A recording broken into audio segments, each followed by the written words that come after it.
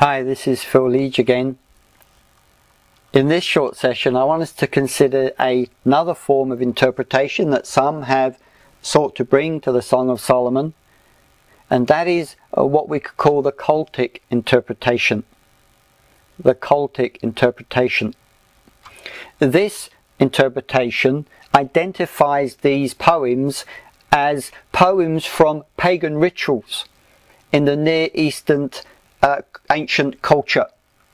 The fertility god and goddess of Baal and Ashtaroth, their worship would have included certain rituals and certain liturgies, and indeed some of these have been found in archaeology, and often they're very sexual in nature. And these pagan rituals would have included sacred sex, ritual sex, as part of the worship, as it was seeking to or desiring for fertility. Fertility in the home with families, children, in the farms with animals and flocks.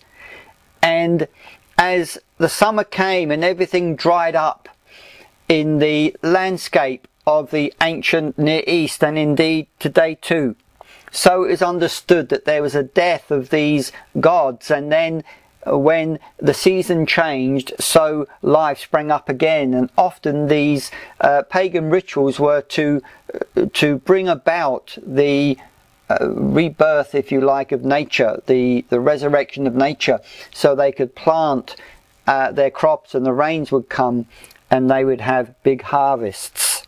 And some have identified these particular verses, these chapters, with this form of literature. One of the problems with that is that there's a completely wrong focus. There is no religious content in these poems. As I've mentioned, the Song of Solomon doesn't even mention God, never mind the gods.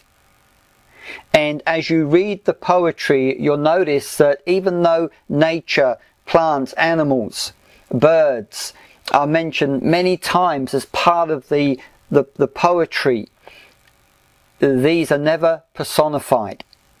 They're not worshipped. They're often used in the imagery and the picture language of the poetry. You'll notice that drunkenness and seduction, which is a common theme in the pagan ancient liturgies, that this is absent from these beautiful 8 chapters. This is simply not a theme.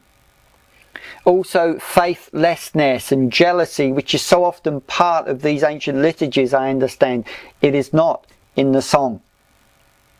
In fact, one of the greatest statements of love in the whole of the Bible, committed love, is in chapter 8 of this song.